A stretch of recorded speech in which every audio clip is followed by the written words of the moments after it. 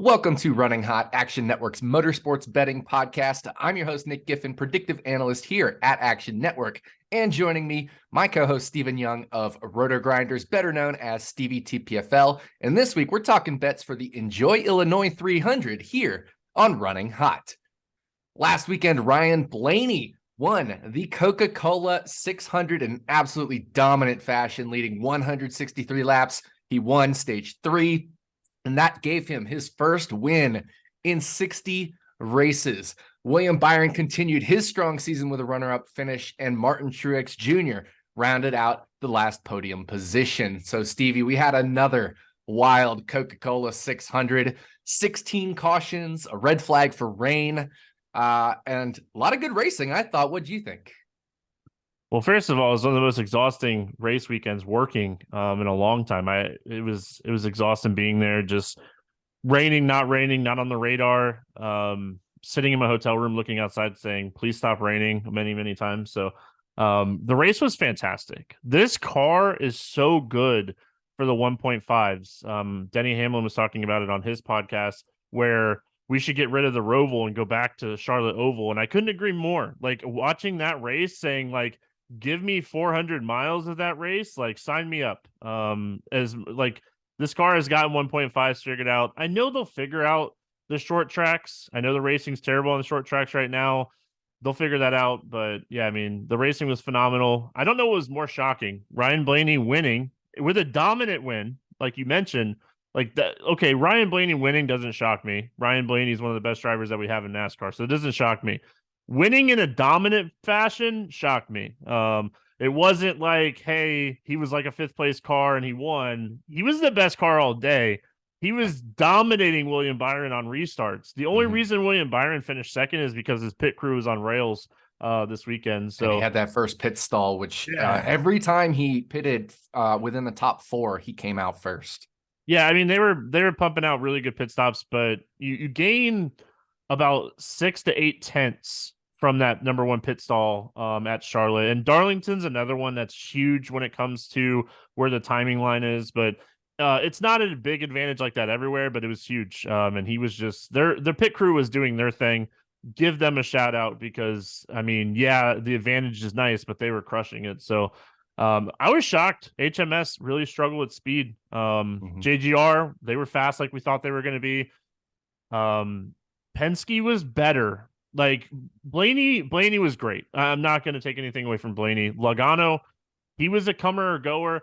HMS, I mean, they struggled, man. I'm interested to hear your thoughts, but they just struggled. I don't know if it was they were set up for night, because once it got nighttime, that last, like, 150 laps, we started to see Hendrick really kind of benefit from that. So I don't know if they were just set up, and with all the rain, not being able to make adjustments to the car and stuff, if that really just kind of affected them or not. But that's the only thing in my head that makes sense. But yeah, I mean, it was a fantastic race. Like, the 600 is always really good.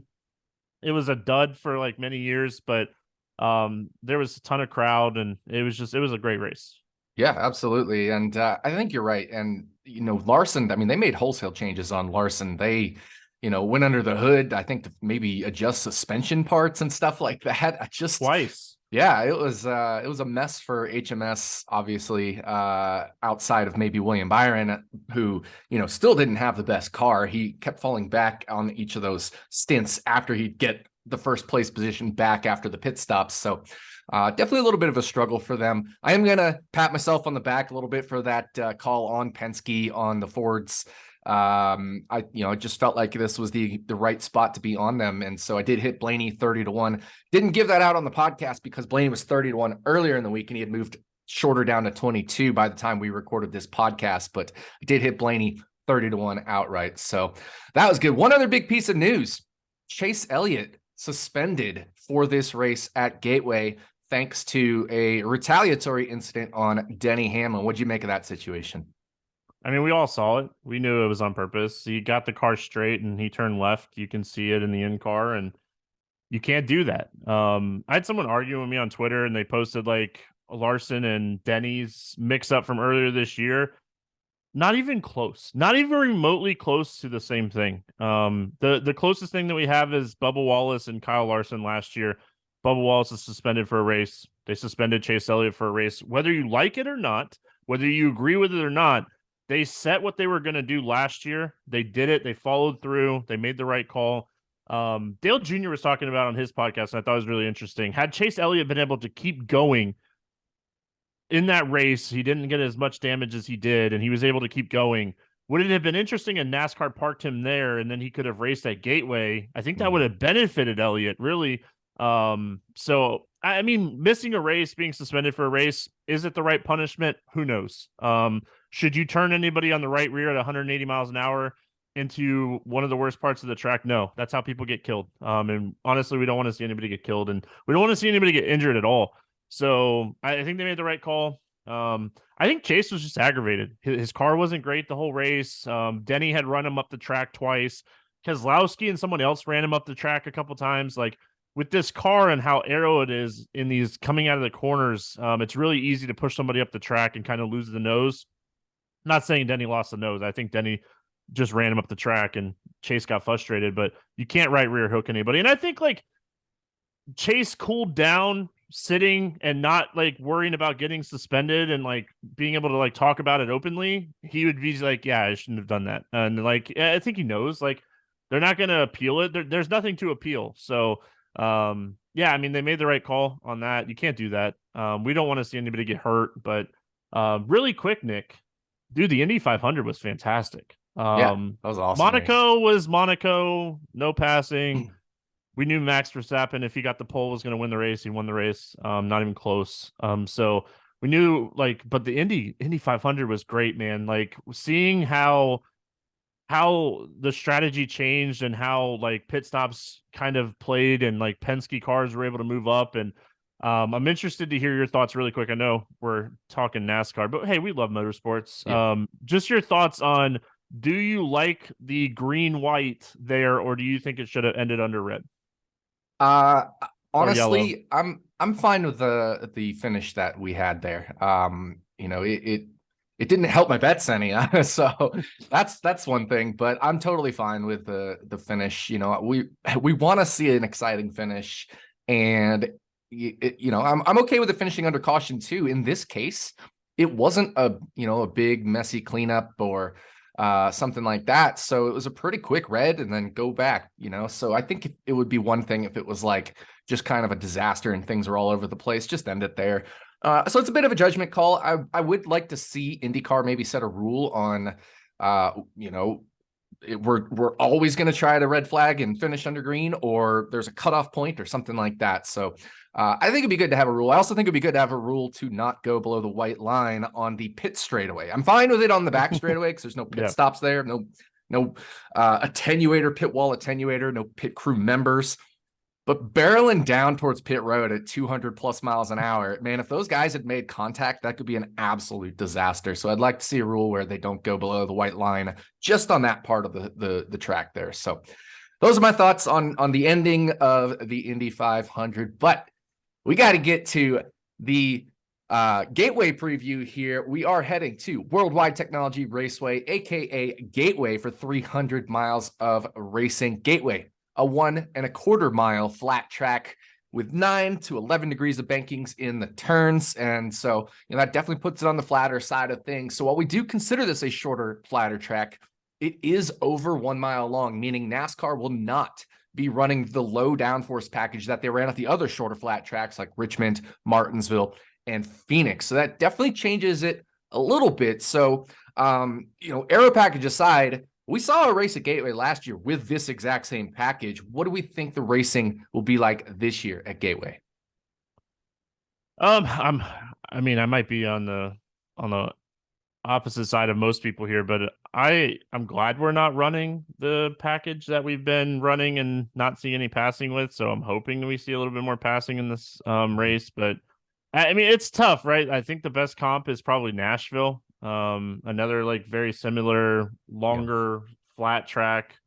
We're going to use Richmond and Phoenix to comp it a bunch as well. How do I think the racing is going to be? I mean, I think that a racetrack like Gateway will make it where, I mean, Ford, Chevy, and Toyota will all be strong. And I think when you have that kind of racetrack, the racing's going to be good. So it'll be fun to watch. Mhm.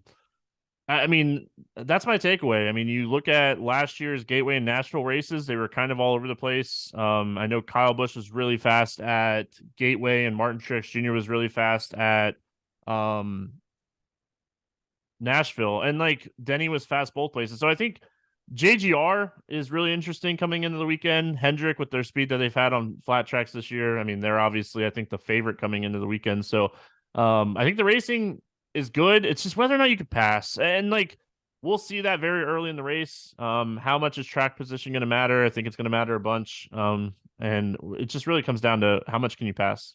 Yeah, I agree with that. I think the extra downforce will help the Fords. I also think the fact that this is a lower tire wear track will help the Fords because that's where they've really struggled is tire wear.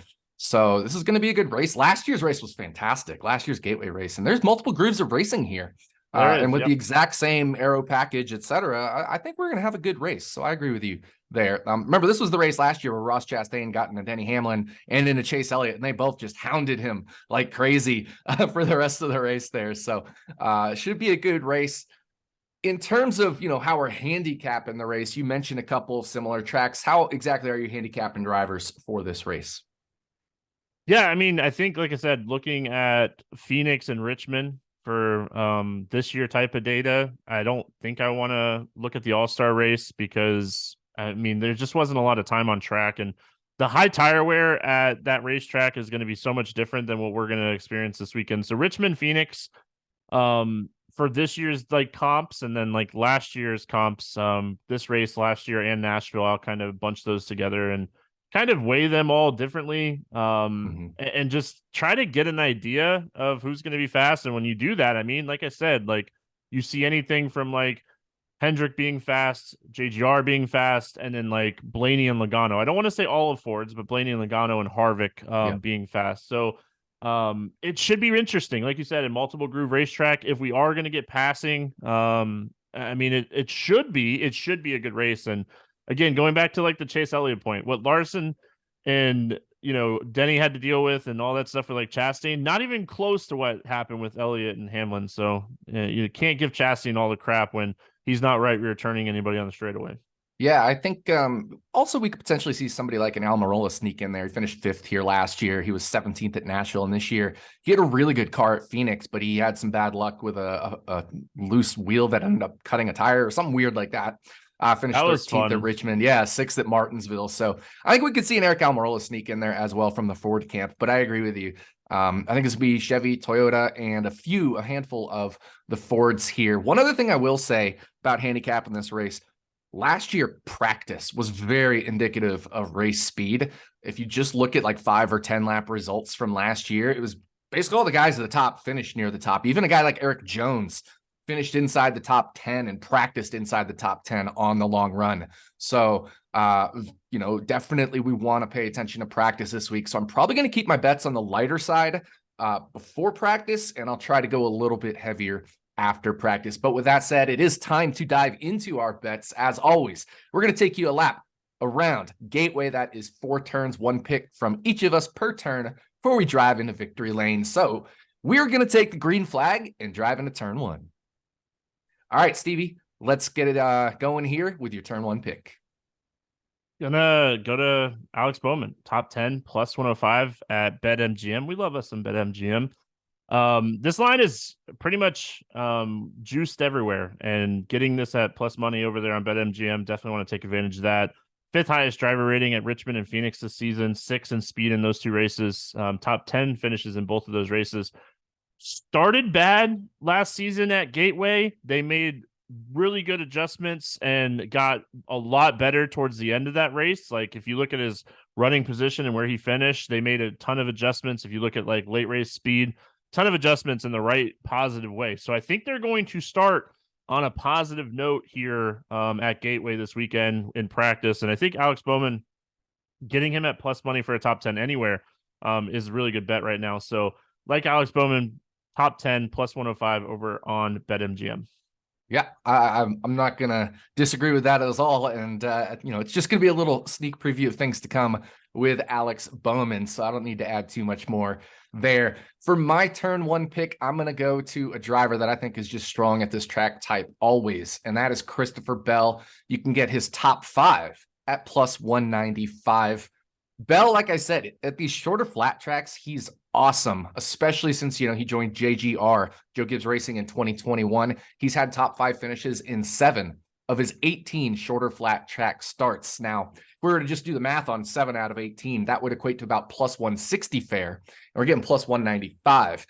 But that also improves to over the last 7 shorter flat track races. He's finished in the top 5 4 times, including 3 top 2 finishes. So he's really even gotten better at these tracks. I mean, he's just overall gotten better as a driver as he's gotten more time in the Cup Series. And that's kind of what we see in the experience and the age curve. The more races you get under your belt, you eventually end up hitting kind of your peak as a driver. So he's just coming into his peak years here, Christopher Bell. Looking again at those 18 starts with Joe Gibbs Racing at the shorter flat tracks, he has a median finish of 6.5. So just to finish in the top 5, he only has to really do one position-ish better than that. So this should be a lot closer to even money. I'm not going to say it'll be even money, but I have it around plus 140, plus 150 as fair value. So plus 195, just way too long here for me for Christopher Bell's top 5. Yeah, I like Bell a lot. We're going to talk about him later in the podcast as well. He's good at this type of racetrack, and we saw him. It's so hard to judge Christopher Bell by Xfinity because JGR's Xfinity program is just on another level. But this is a racetrack type that he was really good on in Xfinity as well. So ton of interest in Bell here. Yep, that is for sure. So that is it for turn 1. We're going to roll the center into turn 2. All right, Stevie, what do you have for us in turn 2? I'm going to go to a group bet. I feel like we haven't talked about group bets in the last couple of weeks. And these are one of my favorite bets early in the week because it's practice and qualifying, and they always move. So Group C is Bowman, Briscoe, Keselowski, LaJoie. LaJoie in the Chase Elliott car this weekend. That's why he's in this group. Saw Josh Berry fill in for Elliott at Richmond and Phoenix. There was speed in that car. I don't think LaJoie should be in the group of Keselowski, Briscoe, and Bowman. I think LaJoie is a good race car driver, but I think like looking at this, Bowman, like we talked about, best average finish at Richmond and Phoenix this year among these 4 drivers, best average speed at those 2 tracks. Overall, I think it's really close between Bowman and Keselowski. I have a lot of interest in Keselowski this weekend as well. My model is giving Bowman the slight edge, so I'm going to trust it a little bit here because I do like Bowman a lot this week. So getting Bowman in this group at plus 250. What's interesting about this group is Bowman, Briscoe, and Keselowski here early in the week are all plus 250, with LaJoie, I think, plus 310. So pretty even among these 3. And I think it's close. Briscoe is good at this type of track too, but I'm going to go Bowman plus 250 and take the Hendrick speed over the other 2 guys and LaJoie this week. Yeah, I think that's interesting. And we should mention, as you said, Corey LaJoie in that number 9 car. Normally he's in the number 7 Spire Motorsports car. Now he's going over to the number 9 to fill in for Chase Elliott. Filling in for Corey LaJoie in the number 7 Spire Motorsports car is Carson Hocevar, a Truck Series regular who will be making his Cup Series debut. So that'll be interesting as well. But I got to agree with you here. For my turn 2 pick, I'm going to stick with Alex Bowman. The whole Bowman, I mean, 3 of our first 4 picks here are Alex Bowman, if that tells you anything. We just think he's way too undervalued this week. My Bowman pick is plus 150 over his teammate, William Byron. Now, I do favor Byron here, but I think this is just far too long on Alex Bowman. Bowman did win this matchup last year between the 2 at Gateway. And in fact, if we look at just the shorter flat tracks this year, so, Richmond, Phoenix, if we include Martinsville, Bowman has beat Byron in 2 of the 3 shorter flat track races this year. So once again, Byron definitely should be favored, but these races can get a little random, and it's not always that the faster guy wins. And when you have 2 teammates, they should be running pretty close to each other, we'd think, because, they're teammates. They're going to have similar setups, and they should have similar speed. And based off of, just this track type this year, they've been pretty close. So I think plus 150, just a little bit too long here. So I'm going to roll with Alex Bowman plus 150 to just beat 1 driver instead of 3 other drivers. Yeah, I mean, if you look at Richmond and Phoenix, Byron definitely the better by far. But if you look at Nashville and Gateway from last season, they're very, very close. So getting this at plus 150, I don't hate it. I like Byron a lot this week. Listen, it's a common theme. I feel so good, by the way. Like, not to get off too far here, but I feel so good about my preseason Byron to win the championship bets. Those lines have moved big time. I mean, I think we got it at 16-1 or something to start the year. So feel really good about that. So yeah. Yeah, I agree with you there. That those preseason calls were right on the money.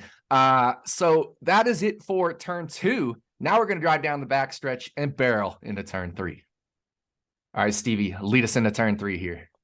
Not on purpose, but we're going to go William Byron, top 5, plus 130. This line is anywhere from minus 110 to plus 110. So it seems like plus 130 is great value here. Like, Bowman could beat Byron. They both can still finish on the top side of the top 5 with the speed that Hendrick has had this season. So Byron was first in speed at Phoenix and Richmond, by far the best car at both of those races. 3.0 average running position in those 2 races. We know that HMS has had the best speed by far this year on this type of racetrack. Different package. I get it.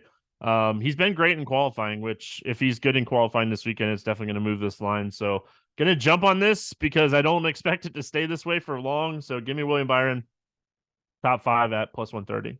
Yeah, I mean, I agree with you. There's no way we can't jump on Byron, especially his upside at top 5, something like this, just given how he's driven this year overall. And then, like you said, first in speed at both Phoenix and Richmond, probably the 2 best comparisons we have this year. So definitely like that one. For me, though, I'm going to get away from this Chevy love a little bit because I think there is some value in Toyota being the winning manufacturer at plus 240. Now, I do think the Fords are going to be good.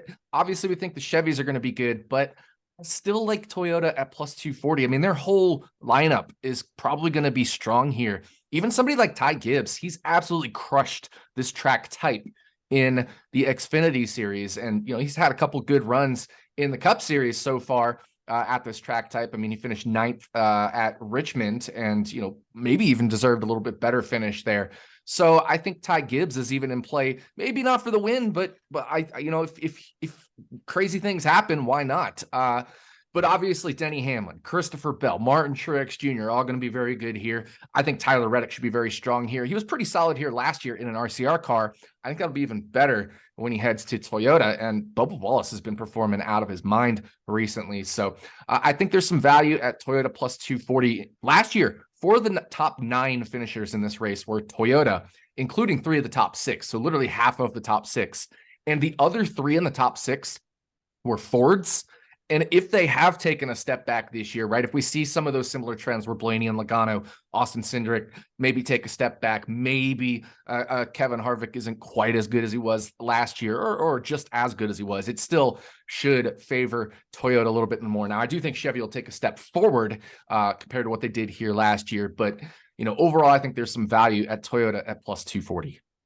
Yeah, I mean, what is this line? I mean, you look at this, if you just look at raw speed last year at Gateway and Nashville, and you take away all the other short flats that were running different packages at, 3 of the 4 best cars were Kyle Busch, JGR 18 at the time, Martin Truex Jr., and Denny Hamlin. The next best was Ryan Blaney.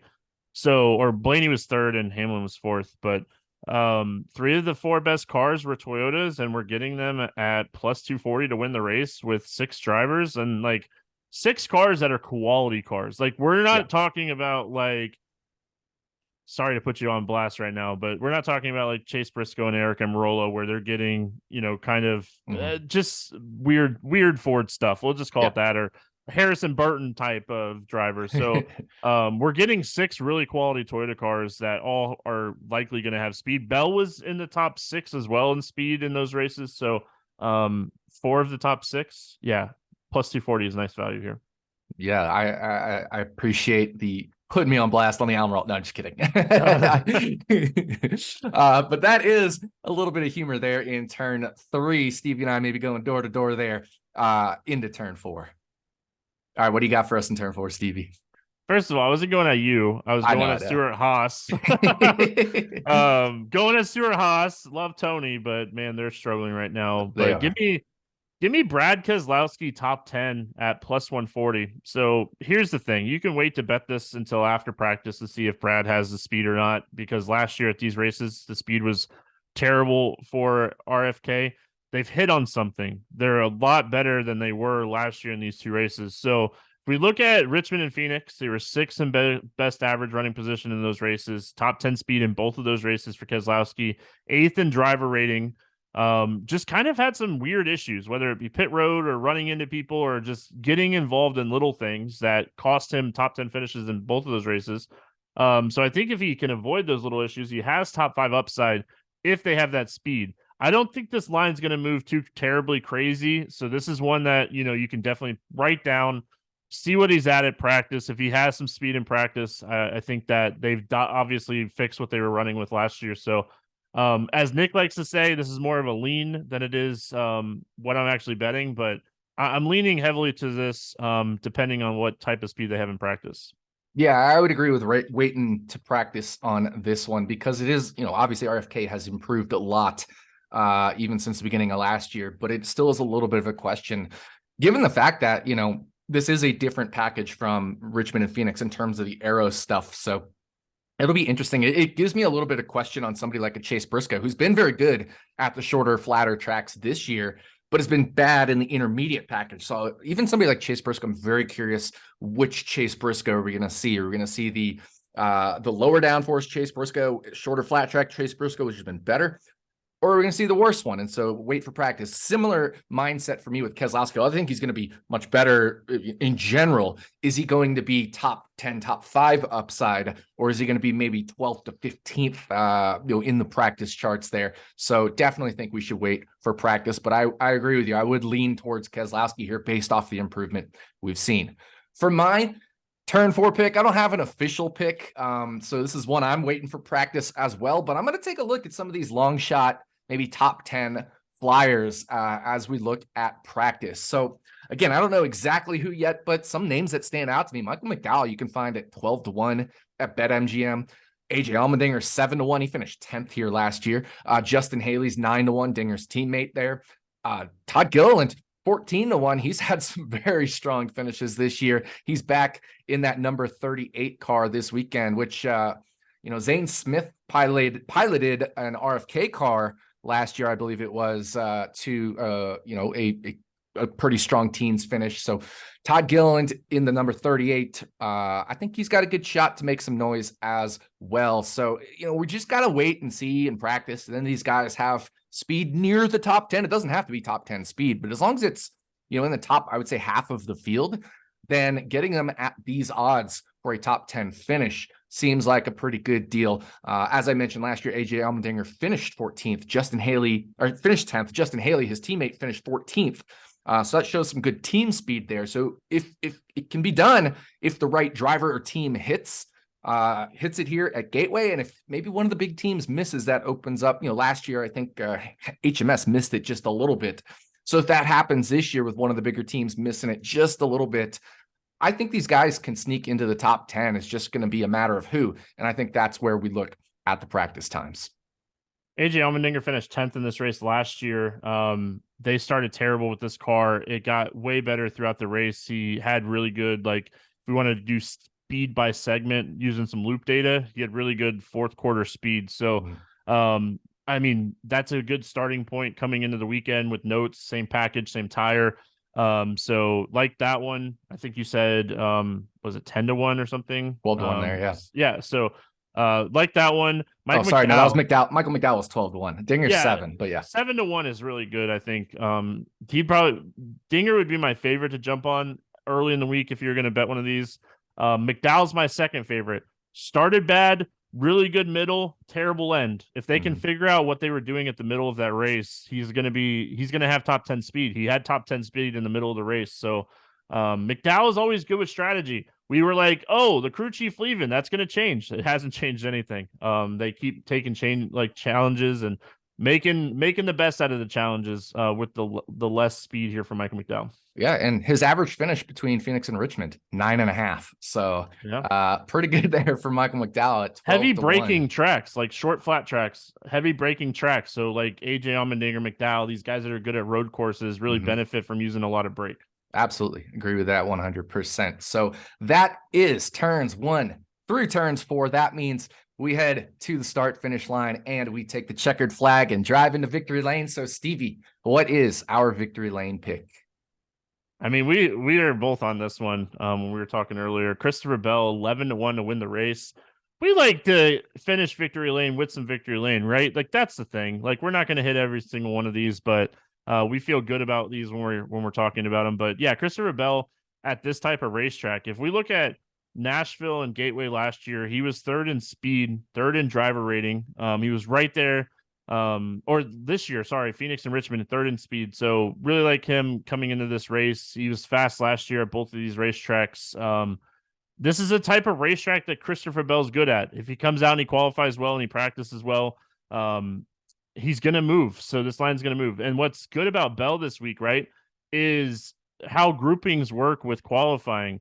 He has Blaney and Truex and Harvick in his group, but some of the other drivers in his group, because of how the finishes were for the 600, Ricky Stenhouse Jr., he's not good at this type of racetrack.